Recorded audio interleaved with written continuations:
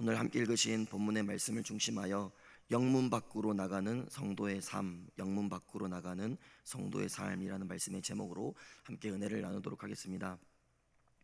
어느덧 히브리서 말씀도 이제 거의 끝자락에 다다르고 있는데요. 우리가 지난 1장부터 저자가 일관되게 외쳤던 것은 예수 그리스도가 참된 대제사장이시 되신다. 또한 참된 제물이 되셔서 하나님의 전에 바쳐졌다는 것. 그래서 그분을 따라가는 믿음의 선조들이 얼마나 위대한가, 우리가 거기에 대해서 계속해서 말씀을 나눴습니다. 이제 오늘 13장 결론 부분에서 다시 한번 제사에 관해서 이야기를 하고 있는데요. 오늘 말씀을 통해서 하나님께서 기뻐하시는 제사, 그 본질을 다시 한번 깊이 묵상하고 또 마음에 새기면서 또 주신 은혜를 가지고 또 기도하는 시간이 되기를 간절히 소망합니다. 오늘 9절을 이렇게 시작하고 있습니다. 여러 가지 다른 교훈에 끌리지 말라. 마음은 은혜로서 굳게 함이 아름답고 음식으로서 할 것이 아니니 음식으로 말미암아 행한 자는 유익을 얻지 못하였느니라. 여러분, 대부분의 사람들은 원래 살던 곳을 떠나는 것, 그리고 지금까지 살아왔던 삶의 방식을 바꾸는 것에 대해서 굉장히 어려워합니다. 그래서 어떤 곳에 한번 정착하거나 또는 삶의 어떤 패턴이 정해지게 되면 거의 평생 그렇게 살아가는 것을, 바꾸려 하지 않고 그렇게 살아가는 것을 우리가 쉽게 볼 수 있습니다. 그런데 만약 지금까지 살아왔던 이 삶의 방식이 매우 잘못되었거나 또는 내게 아무런 유익이 없다라고 판단이 된다면 그때는 그러한 것들을 과감히 내려놓고 바꾸고 또 결단할 수 있는 그러한 자세가 우리에게 필요할 때가 있다는 것입니다. 그래야 새로운 삶의 여정을 출발할 수 있게 되는 것입니다. 예수 그리스도를 구주로 영접하고 또 그 구원의 기쁨을 소유한 사람들에게 나타나는 가장 큰 특징이 있다면 그것은 삶의 변화 또는 생활의 변화가 나타난다는 것일 겁니다. 그것이 때로는 하나님과 이웃에 대해서 또는 나 자신에 대한 어떤 그러한 변화로 나타나게 될 텐데요. 그러한 변화된 모습을 통해서 우리가 예수 그리스도로 인하여서 진정으로 변화된 참된 그리스도인으로서의 정체성과 가치가 세워지는 것을 우리가 확인할 수 있게 되는 것입니다. 그런데 문제는 예수님을 우리가 구주로 영접하고도 여전히 과거에 머물러 있으면서 새로운 변화에 소극적인 사람들이 있다는 것입니다. 그러면서 바꾸려 하지 않고 여전히 과거에 머물러 있다는 것입니다. 그래서 오늘 본문에서 히브리서 저자는 그렇게 예수님을 믿는다라고 하면서도 여전히 과거의 유대교와 그 성전 제사에 머물러 있으면서 바꾸려 하지 않는 자들을 향하여서 여러 가지 다른 교훈에 끌리지 말라라고 경고하면서까지 양당 간에 결정될 것을 촉구하고 있습니다. 특별히 여기에서 다른 교훈이라는 것은요, 말 그대로 성도를 미혹하는 거짓 교훈 또는 진리와 상관없는 그런 잡다한 교훈들을 의미하는데요. 즉 예수를 믿고 그분으로 인해 이제 새로운 삶이 시작되었음에도 불구하고 여전히 과거로부터 내려오는 전통이나 교훈에 미혹되어서 진정한 변화를 받아들이지 못하는 자들을 향해 경고하고 있는 것입니다. 특별히 이 9절에서 말하는 다른 교훈이라는 것은요, 우리 함께 읽었던 이 9절 후반부에 언급되어 있었던 음식과 관련된 교훈인데요, 조금 더 구체적으로 이야기하면 레위기 11장에 나오는 음식 규례를 가리키고 있습니다. 그런데 여러분, 지금까지 히브리서 저자가 일관되게 외쳤던 것은요, 구약에 있었던 수많은 제사들 그리고 율법에 규정되어 있었던 여러 가지 규례는 하나님의 백성이 그 정결함을 유지해야 한다라는 것을 교훈하는 것이지, 그것을 지켜 행한다고 해서 인간의 심령이 본질적으로 변화되어서 거룩하게 되고 정결하게 되는 것은 아니다라는 것이었습니다. 그렇다면 진정한 변화는 여러분 무엇으로 가능하다라고 말했습니까? 예수 그리스도, 오직 십자가 위에 그 예수 그리스도를 통해서만이 진정으로 회복되고 변화될 수 있다라고 계속해서 말씀했습니다. 그런데 그 당시 유대인으로서 기독교인이 된 자들 중에는 여전히 이 같은 제사나 규례를 지켜 행해야지만 거룩하고 정결하게 된다라고 믿는 자들이 있었다라는 것입니다. 그래서 그러한 자들을 향하여서 다른 교훈이다라고 말하면서까지 그런 것들에 미혹되지 말아야 함을 경고하고 있는 것입니다. 그렇습니다. 우리 성도들이 새롭게 되는 것은 예수 그리스도를 믿고 그 대속의 피에 공로를 힘입음으로 되는 것이지 어떤 율법 조항이나 규례, 전통 이런 것들을 쫓아서 뭐 음식을 가려 먹고 어떤 그런 행위로 되는 것이 아니다라는 것입니다. 다시 말해서 우리의 구원은 예수 그리스도를 믿음으로 얻어지는 것이지 율법의 행위로 구원을 얻는 것이 아니다라는 것입니다. 우리가 이것을 좀 더 정확히 표현하면 우리의 심령을 새롭게 하여 구원에 이르게 하는 것은 오직 예수 그리스도의 보혈밖에는 방법이 없다라는 것을 우리에게 이야기하고 있는 것입니다. 그런데 여러분, 오늘날에도 당시 유대인들과 같이 이런 편협한 생각을 하는 사람들이 여전히 교회 안에 있음을 우리가 보게 됩니다. 그래서 과거로부터 내려오는 어떤 전통이나 행위, 규율을 통하여서 우리가 거룩해지고 정결해진다라고 주장하는 사람들이 있다는 것입니다. 그러면서 교회 안에서 지켜야 하는 어떤 규율이나 규칙에 대해서 아주 엄격한 잣대로 판단하면서 성도를 정죄하는 사람들이 간혹 교회 안에도 있다라는 것이죠.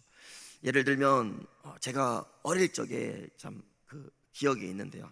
한 교회 어르신 성도님께서 제가 비 오는 날 그 성경책에 비를 맞았다고 해서 아주 혼쭐났던 그런 기억이 있습니다.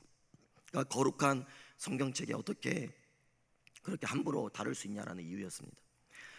당시 분위기만 보면 거의 저는 뭐 지옥에 갈 그런 분위기였습니다. 그 외에도 이곳에 모인 우리 모든 신앙의 선배님들 어릴 적 교회에 흘러가는 그런 분위기를 보면 이와 같은 일들이 비일비재했지 않습니까? 이 강단에는요, 거룩한 강단이기 때문에 뭐 어린아이를 비롯한 또 아무나 이 강단에 뭐 올라올 수도 없었고요.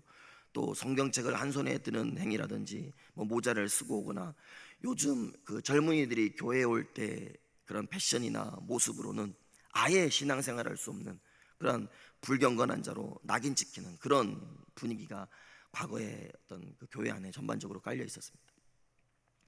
물론 그렇다고 해서 이러한 것들이 전혀 필요 없다는 것은 아니고요. 또한 완전히 잘못됐다라는 것을 말씀드리려는 것은 아닙니다. 왜냐하면 교회는 개인보다는 공동체 전체를 위해서 우리가 또한 때로는 이 통일된 면을 취하는 것이 또 질서 있고 또 안정되게 보일 수도 있기 때문입니다. 다만 사람이 정해놓은 그러한 규율과 규칙을 따른다고 해서 그것이 경건해진다, 거룩해진다라는 주장은 오늘 본문의 다른 교훈을 따르는 것과 다를 바가 없다라는 것입니다. 그래서 저 개인적으로도 이러한 노력을 하는 사람들의 그 중심 자체를 비난하고 싶지는 않습니다. 왜냐하면 갈수록 그리스도인의 정체성이 희미해지고 또 세상 사람이나 그리스천이나 구분하기 어려울 만큼 혼탁한 시대를 살아가고 있기에 그 안에서 구별되어서 살아가고자 하는 그러한 노력은 충분히 귀하다라고 볼 수 있기 때문입니다. 그러나 그러한 행위 자체가 우리의 심령을 새롭게 하지 못한다라는 사실은 반드시 우리가 인정해야 한다라는 것입니다. 그래서 사람이 정한 어떤 규율이나 전통이 인간의 심령을 변화시킬 수 없다면 우리 역시 그 규율이나 전통을 잣대로 다른 사람들을 정죄해서도 안 된다라는 것입니다. 왜 그렇습니까? 그렇게 가르치고 정죄하는 것으로는 심령의 변화를 가져올 수 없기 때문입니다. 반드시 거기에는 하나님의 은혜가 필요합니다. 오직 성령의 역사가 필요하다라는 것입니다. 그러므로 여러분, 우리가 그러한 것으로 공동체에 상처를 주는 그러한 어리석은 자가 되지 않고요, 오직 성령의 역사로 변화를 받아서 공동체가 진정으로 새롭게 세워지기를 우리가 기도할 수 있어야 할 줄 믿습니다. 계속해서 이어지는 말씀도 같은 의미입니다. 우리 10절과 11절 말씀을 함께 읽어보겠습니다. 시작. 우리에게 제단이 있는데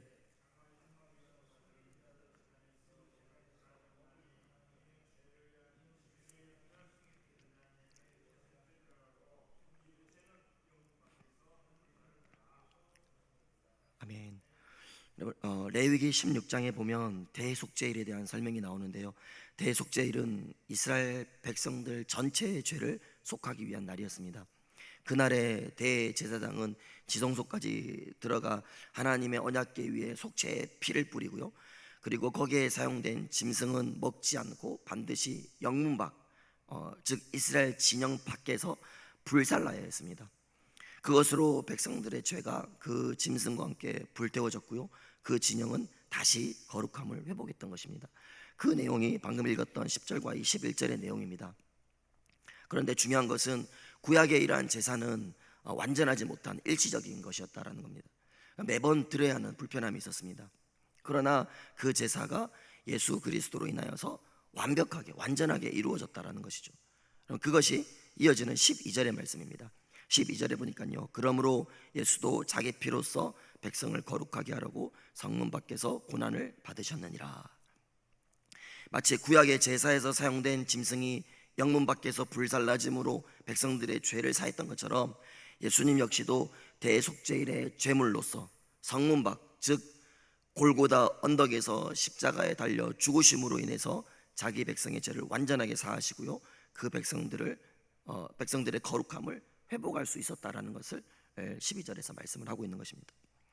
그러므로 예수 그리스도로 이미 완성된 이것을 따르지 않고 여전히 구약의 옛 규례를 쫓으면서 유월절 음식을 먹어야 하고 또 레위기에 정한 그 정결한 음식을 먹어야 하고 속되고 부정한 것은 먹을 수 없다, 이런 식으로 주장하는 사람들은 결국에는 예수 그리스도의 십자가 은혜를 인정하지 않는 것과 같은 이치라는 것입니다.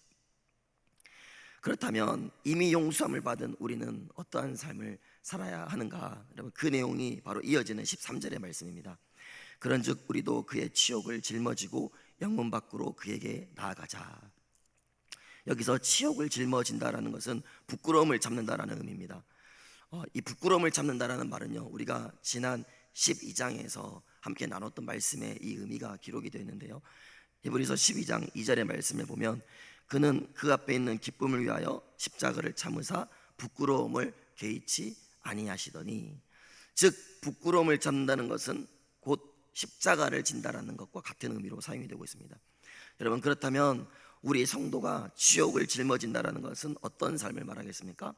바로 십자가를 지고 주님께 나아가야 한다라는 것을 우리에게 말씀하고 있는 것입니다. 그렇습니다.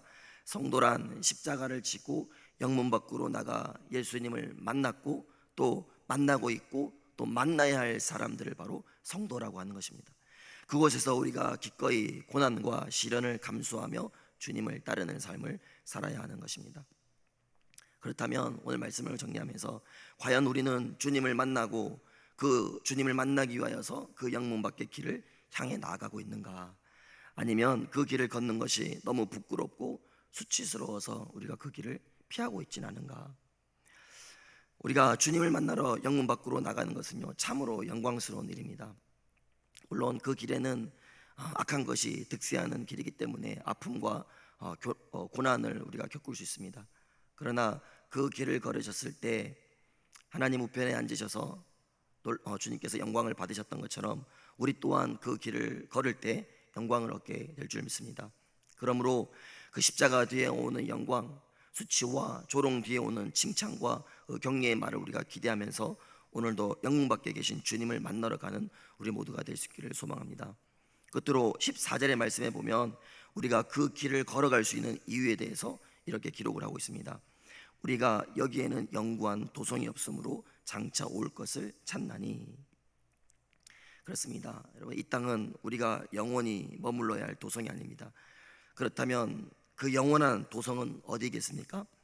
바로 예수님께서 영문 밖 십자가의 길을 걸으시면서 우리에게 선포하셨던 하나님의 나라, 그 나라가 바로 우리가 소망해야 할 영원한 도성인 줄 믿습니다.